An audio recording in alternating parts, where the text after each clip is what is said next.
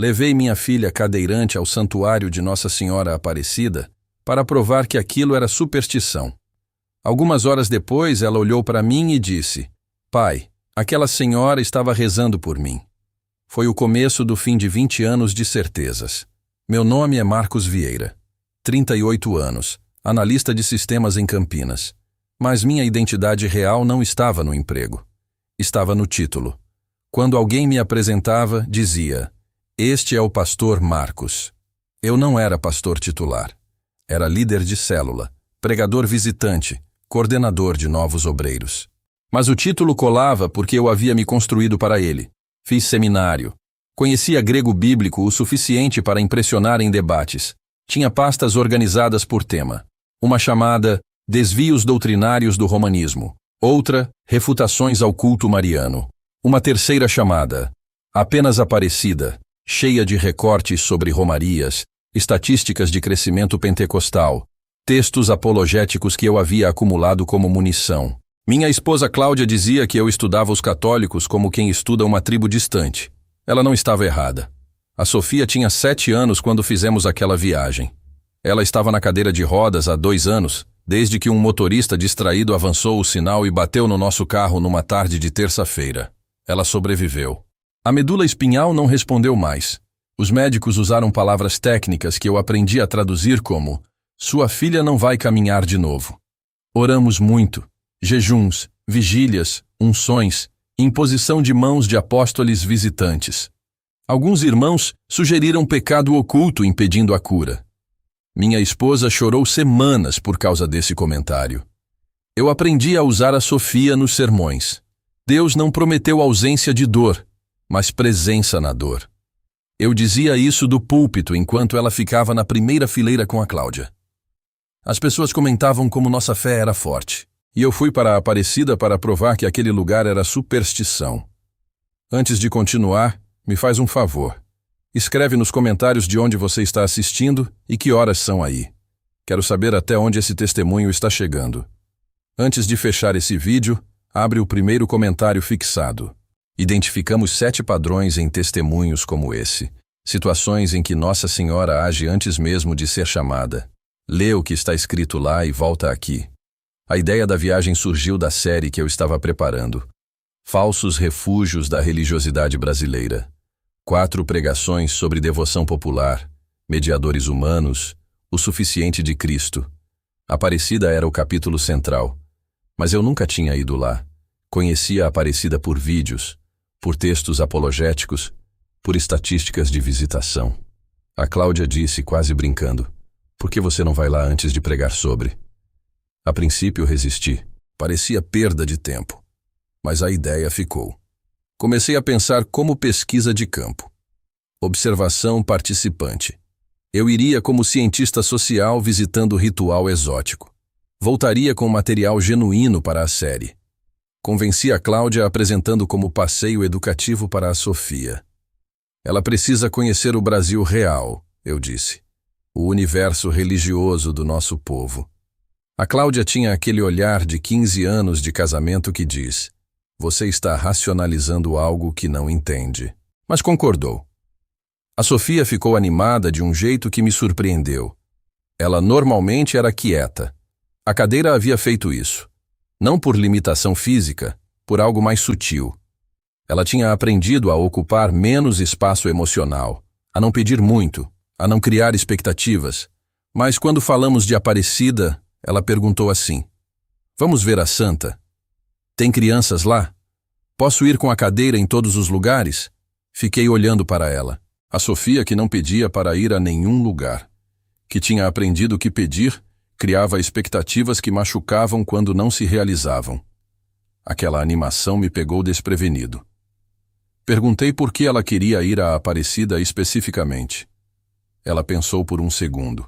Minha professora de religião falou que lá tem uma santa que cuida das crianças que estão sozinhas. A Sofia tinha escola regular, com professora de ensino religioso que eu havia encontrado uma vez e ficado preocupado por ela ensinar de forma abertamente católica.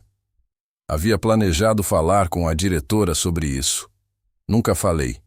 E naquele momento, ouvindo aquela resposta, fiquei aliviado de não ter falado. Vamos ver a santa? Tem crianças lá? Posso ir com a cadeira em todos os lugares? Respondi que sim. Saímos de Campinas numa sexta à noite. Chegamos ao santuário na manhã do sábado. Ônibus de romaria estacionados em filas. Famílias inteiras carregando bandeiras, garrafões vazios para levar água benta. Vendedores de terço, imagens, camisetas. O cheiro de pastel e café misturado com incenso. Eu observava com um olhar clínico. Mentalmente, comercialização da fé. Merchandising religioso. Mas havia algo que eu não conseguia encaixar nas categorias. As pessoas não pareciam turistas. Havia um peso nas expressões que não combinava com passeio. Entramos na Basílica Nova. O espaço me impressionou apesar de mim mesmo. Havia grandeza ali. A arquitetura criava uma sensação de pequenez que eu reconhecia de catedrais europeias que tinha visto em fotos. A Sofia ficou em silêncio olhando para cima, para a cúpula, para os vitrais. É grande, ela sussurrou. A Cláudia segurava minha mão. Eu não retribuía o aperto. Estava catalogando. Havia uma missa começando. A Cláudia sugeriu ficar um pouco. Eu hesitei. Participar de missa parecia cruzar uma linha. Mas eu estava ali para observar. Concordei. Ficamos no fundo, perto de uma coluna. A Sofia posicionou a cadeira para ver melhor o altar. E então vi a senhora. 3 fileiras à frente, lado esquerdo. Uns 70 anos, talvez mais. Cabelos grisalhos, vestido simples, sandálias velhas. Quando o padre pediu para ajoelharem, ela desceu devagar, segurando no banco da frente. Ficou de joelhos por minutos que pareciam eternos. Não mexia. Não olhava ao redor. Apenas fixava os olhos no altar e lágrimas escorriam pelo rosto enrugado. Eu deveria estar analisando a liturgia, comparando com os cultos evangélicos, anotando heresias. Não conseguia desviar os olhos daquela mulher. Havia algo na postura dela, na entrega completa, na vulnerabilidade pública daquelas lágrimas, que me incomodava de um jeito que eu não sabia nomear. Não era ingenuidade. Não era superstição de pessoa simples que não havia recebido instrução bíblica suficiente. Era outra coisa. Era a postura de alguém que está diante de alguém, não de algo, de alguém. Aquela distinção chegou sem que eu a tivesse pedido, e eu não sabia o que fazer com ela. Minha teologia me dizia que aquele altar era espaço simbólico, que a presença de Deus não é geograficamente localizável, que o tabernáculo não contém Cristo de forma especial. Minha teologia me dizia tudo isso. Mas havia aquela mulher de joelhos com lágrimas escorrendo pelo rosto enrugado, como se houvesse alguém do outro lado ouvindo. Não era teatral, era real, dolorosamente real. A Sofia também estava vendo. Percebi porque ela inclinou a cadeira ligeiramente para a frente tentando ver melhor. Minha filha, que normalmente se distraía em cultos, que pedia para ir ao banheiro no meio das pregações, estava hipnotizada, observando aquela mulher rezar. A missa terminou. A senhora limpou o rosto com as mãos. Respirou fundo como quem acabou de fazer um trabalho pesado e saiu lentamente pela lateral. Eu estava pronto para sair, processar aquilo tudo longe dali. A Sofia falou pela primeira vez desde que entramos. Pai, ela estava rezando por mim. Olhei para ela. O que você disse, filha? A Sofia me olhou com aquela seriedade específica de criança que acabou de receber alguma coisa grande. Aquela senhora estava rezando por mim. Eu senti. Fiz o que faço quando não sei o que fazer com uma coisa. Ignorei. Mas na verdade não ignoro. Arquivo. E esse arquivo ficou aberto no fundo por todo o resto daquele dia. No almoço, a Sofia comeu pouco. Continuava quieta. À tarde, na passarela, ela ouvia os peregrinos com aquela atenção intensa. Vez ou outra fazia perguntas. Numa das paradas, um senhor de uns 60 anos de um interior de Minas estava acendendo uma vela. A Sofia ficou olhando. Perguntou. Tio, para que você acende vela? O homem se abaixou até a altura dela, com aquela naturalidade de quem está acostumado com crianças. É para mostrar à Nossa Senhora que a gente está aqui. Vela é como um sinal. Como quando você acende a luz para alguém saber que você está em casa. A Sofia ficou pensando. Então ela sabe que você está aqui? O homem sorriu. Sabe, filhinha. E responde. A Sofia ficou com aquilo. Eu também fiquei. Olhei para onde a senhora havia estado. Já havia ido embora. Vamos almoçar, filha. Durante o almoço, a Sofia ficou quieta. Voltamos ao santuário à tarde. Caminhamos pela passarela, conversamos com peregrinos. Um homem de Minas que vinha todo ano há 30 para agradecer por ter sobrevivido a um acidente de mineração. Uma mulher jovem do Paraná que havia feito promessa quando a mãe estava com câncer terminal. Eu ouvia tentando manter o distanciamento analítico. Devoção popular. Fé simples. As categorias não colavam mais. A Sofia ouvia com atenção intensa. Vez ou outra fazia perguntas. Como é rezar o terço? Por que você acende vela? As pessoas respondiam com paciência. Algumas se abaixavam para falar na altura dela. Tratavam ela com ternura natural que me chegou de um jeito inesperado. À noite, depois do jantar, no quarto do hotel, a Sofia já estava deitada quando falou. Pai, mãe, posso fazer uma pergunta antes da oração? Pode, filha. Ela olhou para mim. Depois para a Cláudia. Depois de volta para mim. Por que a gente nunca ora assim com o corpo todo? Silêncio. A Cláudia me olhou esperando resposta. Eu abri a boca. Fechei. Tentei de novo. Como assim, filha? Aquela senhora na missa. O corpo dela estava orando junto com a cabeça. De joelhos, quieta, com lágrimas. A gente ora com palavras, mas não é só com a boca. Ela procurava palavras, frustrada pela limitação de 7 anos. Quando ela orava, parecia que o corpo dela sabia que estava orando. Eu tinha todas as respostas teológicas. João 4:24. Adoração em espírito e verdade. Posturas corporais não definem qualidade de oração.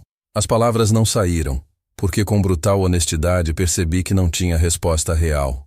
Tinha resposta teológica, que é diferente. A Cláudia falou suavemente.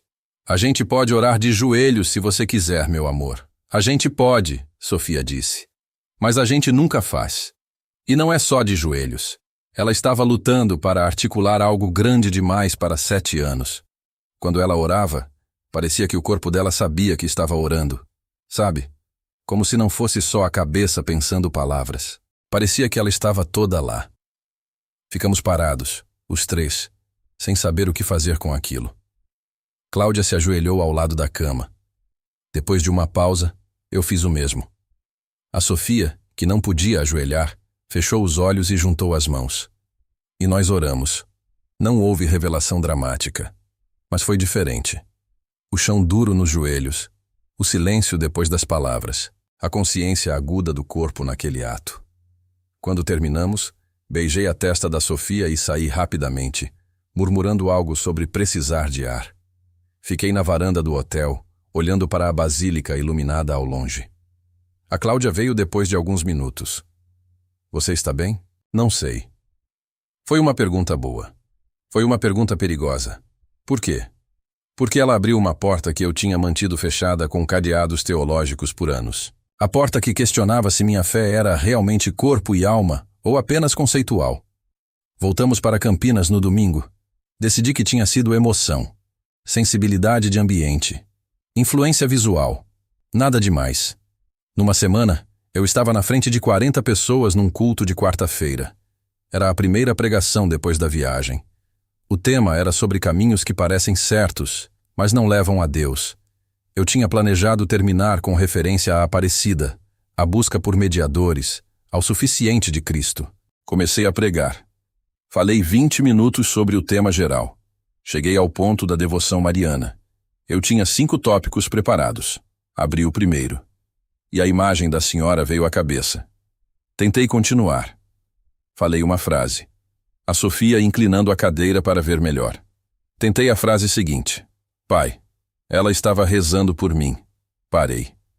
O Sandro estava na terceira fileira com o rosto confuso. O pastor Gilberto, no lado, tinha aquele olhar de pastor que percebe quando a pregação saiu dos trilhos. Fiquei ali em silêncio por talvez 4 ou 5 segundos que pareceram minutos. 40 pessoas esperando. O que aconteceu a seguir foi a coisa mais honesta que havia feito num púlpito em 10 anos. Não preguei sobre Aparecida. Desviei. Falei sobre oração como ato de entrega do ser inteiro. Saí fora do roteiro original sem que a maioria percebesse. Quando terminei o culto, o pastor Gilberto me encontrou no corredor.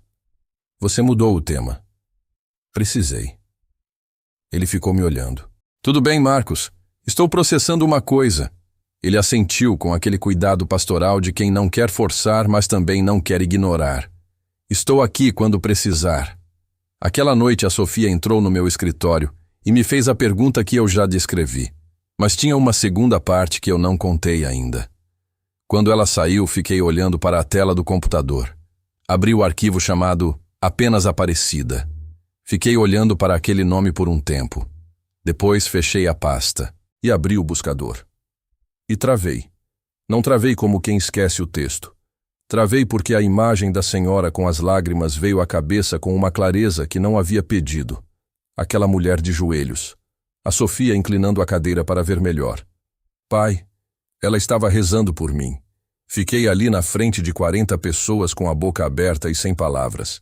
Sandro, o líder da minha célula, estava na terceira fileira com o rosto confuso. Recuperei.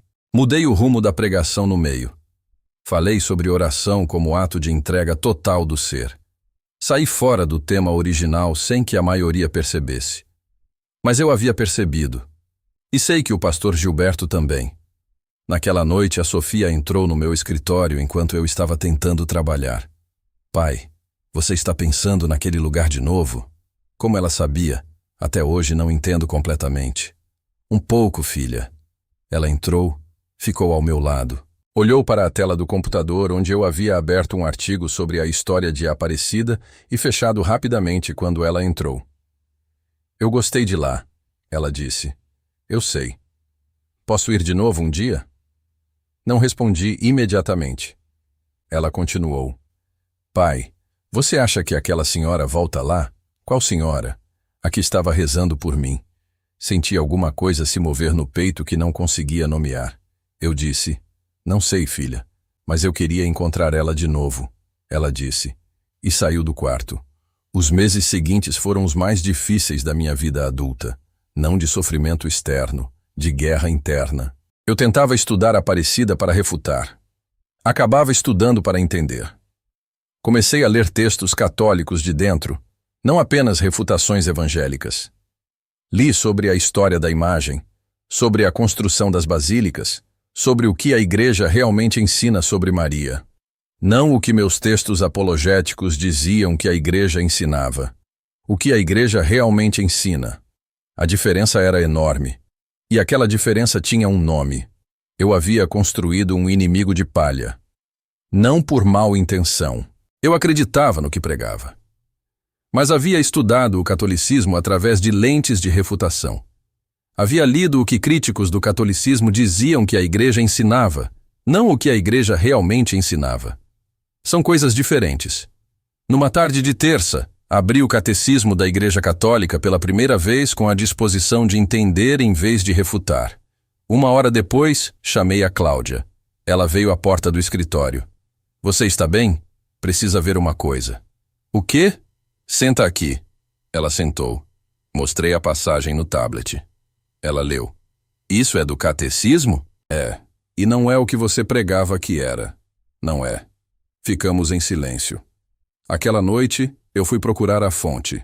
Justino Mártir, cristão do ano 150, que havia estudado filosofia antes de se converter e que havia escrito uma defesa do cristianismo para o imperador romano. Ele descrevia o que os cristãos faziam quando se reuniam. Lembrava exatamente o que os católicos fazem na missa, incluindo a Eucaristia, incluindo a crença de que o pão e o vinho se tornavam o corpo e o sangue de Cristo. Peguei o tablet e fui até onde a Cláudia estava. Olha isso. Ela leu. Que ano foi escrito? 150. Ela ficou me olhando. Isso não é medieval. Não. São 90 anos depois da morte de Cristo. Ela ficou com o tablet na mão por um tempo. Então falou, mais para si mesma do que para mim. Então o que a gente chamava de invenção de Roma era a Igreja antes de Roma ser Roma. Não respondi. Não precisava. Aquela foi a noite que a Cláudia me encontrou às 3 da manhã ainda lendo. Eu havia pregado por anos contra uma posição que nenhum católico devoto de fato defendia. Aquilo custou. Uma noite a Cláudia me encontrou às 3 da manhã lendo Inácio de Antioquia no tablet. Um cristão do ano 100, discípulo direto dos apóstolos, escrevendo sobre práticas que eu havia chamado de invenção medieval. Era a igreja do ano 100. Ela sentou ao meu lado. Perguntou o que eu estava lendo. Sobre os primeiros cristãos, eu disse. O que eles acreditavam. E o que eles acreditavam. Coisas que eu aprendi que eram invenção de Roma. Ficamos em silêncio. Então, Marcos, disse ela, usando meu nome do jeito que usa quando está com medo. Você está dizendo que talvez a Igreja Católica seja mais antiga do que o protestantismo acredita. Mais antiga. E mais próxima dos apóstolos. Ela foi até a janela. Ficou olhando a rua vazia. Quando voltou a falar, a voz estava diferente. Marcos, você é pastor. Se você mudar de ideia sobre isso, você perde tudo. Sua posição, seus amigos, sua identidade. As pessoas vão achar que você foi enganado. Eu sei. E mesmo assim você está estudando. Não consigo parar. É como se eu tivesse passado a vida comendo sem sal e de repente alguém me dissesse que existe sal. E eu não consigo desver isso. Ela voltou a sentar. Segurou minha mão. Eu fui criada evangélica. Minha família inteira é evangélica. Não sei o que fazer com o que você está dizendo. Eu também não. Nos abraçamos ali na cozinha às 3 da madrugada. 2 evangélicos em crise. Sem certezas. Apenas perguntas. Fui descobrir que a Cláudia tinha começado um processo paralelo ao meu. Mas a Sofia era o terceiro vértice dessa transformação silenciosa que os 3 estávamos vivendo, sem ter conversado sobre. Uma tarde, voltando da escola, ela perguntou para a Cláudia. Mãe, por que o pastor Sandro sempre fala que os católicos adoram Maria como deusa? Minha amiga Beatriz é católica, e eu perguntei para ela e ela disse que não é verdade. A Cláudia ficou em silêncio. O que a Beatriz disse? Disse que eles pedem que a Maria ore por eles, igual a gente pede oração para os irmãos. Só que ela está com Jesus no céu. A Cláudia olhou para a filha por um momento. Isso faz sentido para você, Sofia? A Sofia pensou. Faz mais sentido do que adorar uma deusa. A Beatriz não parece adorar deusa. Ela parece gostar muito da mãe de Jesus. A Cláudia me contou aquilo naquela noite depois que a Sofia dormiu. Ficamos os 2 em silêncio por um tempo. Depois ela disse. Nossa filha de 7 anos chegou no argumento que os apologistas levam anos para articular. Aquilo foi o momento que percebi que os 3 estávamos no mesmo processo, em rotas diferentes, mas no mesmo caminho. Eu ia pelo caminho intelectual, histórico, teológico. Ela ia pelo caminho das vidas transformadas. Assistia a testemunhos de conversão, lia sobre vidas de santos, sobre oração contemplativa. Ela estava sendo atraída não pela lógica, pela beleza. Uma noite confessamos isso um ao outro. Estávamos nos convertendo, mas por rotas diferentes. E aquilo era assustador e reconfortante ao mesmo tempo, porque significava que não era só minha cabeça, não era só o coração dela. Era algo maior nos puxando. E então soube da Sofia. A Cláudia havia comprado 1/3 discretamente em Aparecida, guardado no fundo da bolsa. A Sofia havia achado e perguntado para que servia. A Cláudia explicou. A Sofia pediu para aprender. Agora, toda noite antes de dormir, ela rezava pelo menos uma dezena. Não dizia para ninguém na igreja. Era segredo familiar. A denúncia veio de onde eu esperava. O Sandro tinha visto meu histórico de navegação num computador da igreja que eu havia esquecido de limpar. Sites católicos, vídeos de conversão, artigos sobre Eucaristia. Ele me chamou para conversar em amor fraternal. Disse diretamente: Irmão Marcos, os irmãos estão preocupados. Você está estudando o catolicismo? Eu poderia ter negado. Estou, eu disse. Tenho dúvidas. Que tipo de dúvidas? Se nossa teologia está completa. se não perdemos algo essencial na reforma. Sandro ficou pálido. Você precisa de libertação espiritual. Tem demônio operando nisso. Eu ri. Uma risada cansada. De quem ouviu isso demais?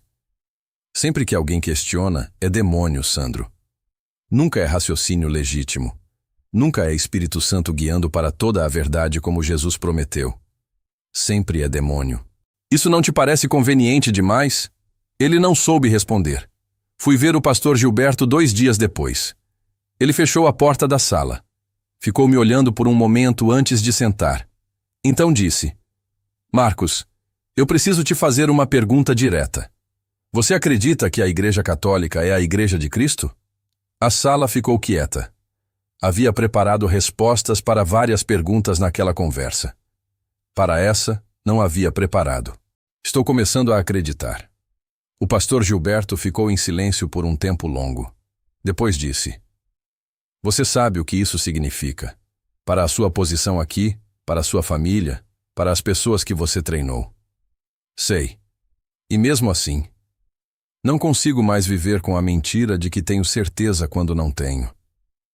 Saí daquela sala sem cargo, sem título, sem congregação. Saí mais leve do que havia entrado.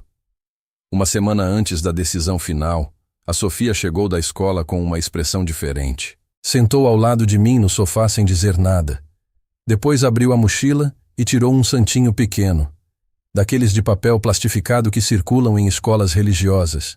Era Nossa Senhora Aparecida. Onde você pegou isso, filha? Estava no bolso da mochila. Não sei como foi parar lá. Ficamos os dois olhando para aquele papel pequeno, a imagem familiar, o manto azul, a coroa, o menino Jesus. A Sofia disse: Parece ela. Quem? A senhora da missa. Fiquei olhando para o santinho. A cor do manto era a mesma cor do vestido da senhora que eu havia visto em Aparecida. Aquilo pode ser coincidência. Provavelmente é coincidência. Mas na semana em que estávamos tomando a decisão mais difícil da nossa vida, minha filha abriu a mochila e encontrou uma imagem de Nossa Senhora Aparecida que nenhum de nós havia colocado lá. A Sofia guardou o santinho no bolso da pijama. Levou para a cama naquela noite. A decisão final veio numa manhã de domingo. Tínhamos faltado ao culto pela 3ª semana consecutiva. Estávamos sentados na sala, os 3, sem fazer nada. A Cláudia falou: Precisamos decidir. Isso está nos matando. Olhei para a Sofia. O que você acha, filha? Ela respondeu sem hesitar. Eu quero aprender a rezar como aquela senhora. A Cláudia olhou para mim. E você? Eu preciso da Eucaristia, eu disse. Não consigo mais tomar a ceia sabendo o que sei agora. Os primeiros cristãos acreditavam que era o corpo e sangue de Cristo. Se eles estavam certos, então tomar a ceia como símbolo vazio é profanação de um jeito ou de outro. Então a gente vai. Vamos. Encontramos a paróquia São José Operário em Campinas depois de visitar 3 igrejas diferentes. O padre Eduardo era jovem, recém-ordenado, cheio de energia. Quando expliquei nossa situação em frases atropeladas, família evangélica, pregador, meses estudando, catecumenato, ele sorriu. Você não tem ideia de quantas famílias evangélicas chegam aqui com essa história. Aparecida é poderosa. Nos conectou com a coordenadora do catecumenato, a Dona Aparecida. Juro que não escolhi esse nome por efeito dramático. É o nome dela. Ex-protestante convertida 30 anos antes, que se tornou nossa guia. Toda quinta à noite, em grupo com outras famílias em conversão.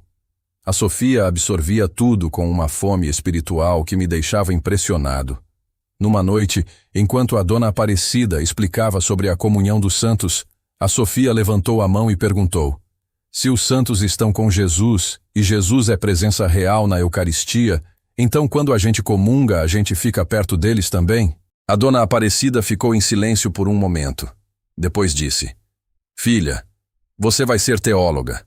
A notícia da conversão vazou para a igreja evangélica inevitavelmente. Começaram as mensagens. O WhatsApp explodindo com versículos e advertências. Vocês estão indo para o inferno. Maria não salva ninguém. Papa é o anticristo. Li todas. Respondi algumas com paciência. Bloqueei as mais agressivas. Minha família ficou devastada. Meus pais choraram ao telefone. Disseram que tinham falhado na minha criação espiritual. Perdi amizades de décadas. Deixa eu ser específico sobre o que isso significa. O Anderson havia sido o padrinho de casamento. Ligou quando soube e disse: Marcos, eu estaria disposto a entender qualquer coisa, mas não isso. Isso é apostasia. Não posso ser parceiro de apostasia. Ele desligou. O Rodrigo havia orado ao lado do meu leito de hospital quando eu estava em cirurgia anos atrás. Havia orado pela Sofia quando ela estava em terapia intensiva. Havia chorado comigo no corredor do hospital. Não ligou. Me removeu dos contatos. Soube pelo Sandro. A minha mãe me telefonou às 11 da manhã de uma segunda. Marcos, eu falhei com você. Não te ensinei direito. Mãe, você me ensinou a buscar Deus com honestidade. Mas não assim. Não nessa direção. Aquela conversa durou 40 minutos e terminou com ela chorando. Aquilo dói de um jeito que teologia não alcança. São pessoas reais, vínculos reais, perdas reais. Não estou contando isso para dramatizar. Estou contando porque qualquer pessoa que está pensando em fazer esse caminho precisa saber o preço, e que o preço é alto. Mas há uma cena da Sofia que ficou com a minha capacidade de carregar aquilo. Numa semana particularmente difícil, depois de mais 3 amizades que haviam se encerrado, eu estava na sala quieto quando ela entrou. Ficou ao meu lado por um momento sem dizer nada. Depois perguntou: Pai, Jesus tinha amigos que foram embora? Fiquei olhando para ela. Tinha, filha. Ela assentiu com aquela seriedade de 7 anos. Então ele sabe como é. E saiu. Pessoas que tinham estado no meu casamento. Que tinham visitado a Sofia no hospital depois do acidente. Que tinham orado conosco nas vigílias. A comunidade evangélica fecha fileiras rapidamente. Mas também houve surpresas. 2 famílias da igreja nos procuraram discretamente.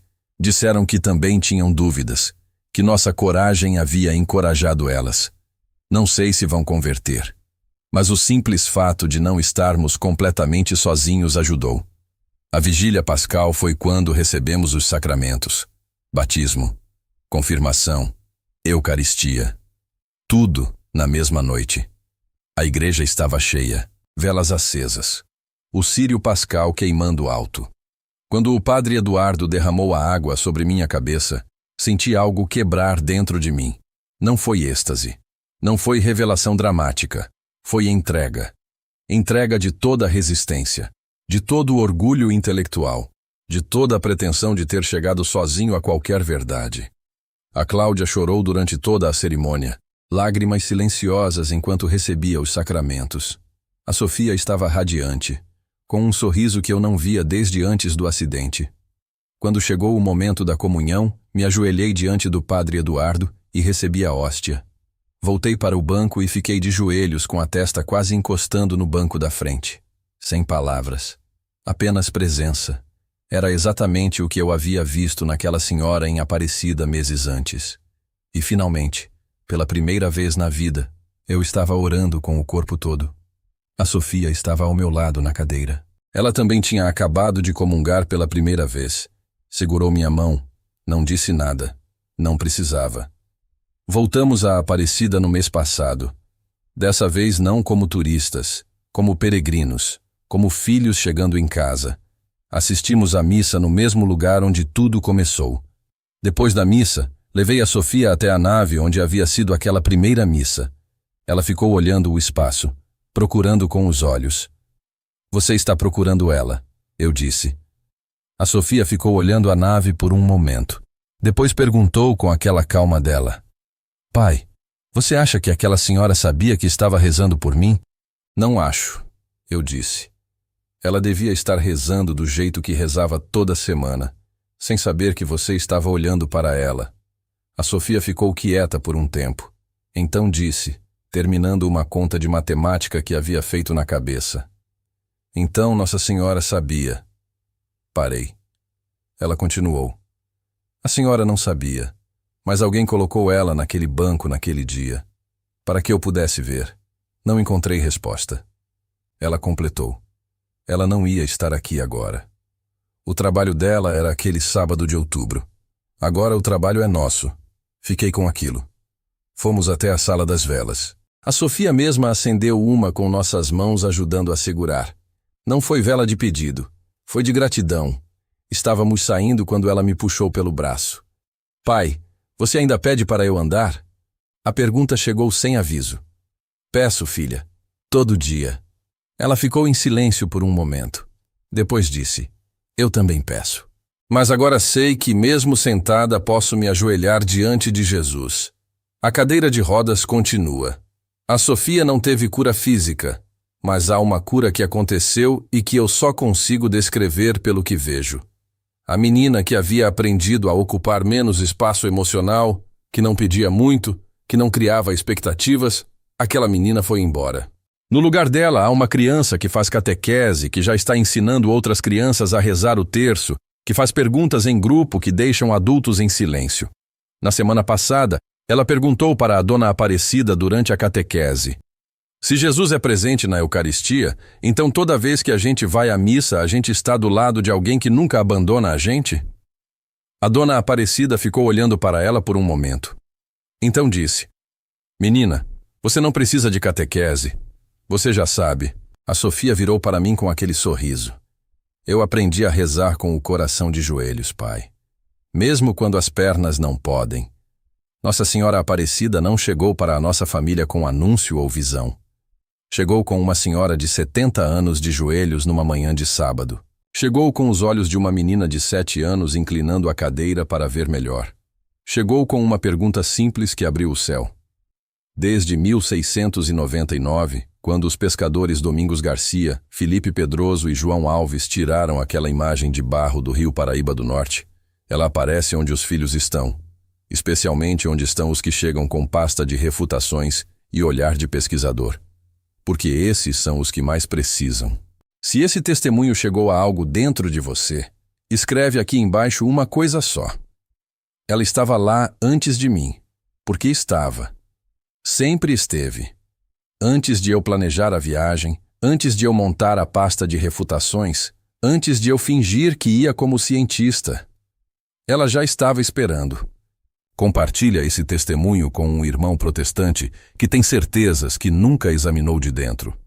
Com alguém que usa a fé dos filhos como ilustração de sermão e nunca perguntou o que os filhos sentem sobre isso. Com alguém que precisa ouvir que estar incompleto é diferente de estar errado. Que Nossa Senhora Aparecida, Rainha e Mãe do Brasil, cubra você com o seu manto azul.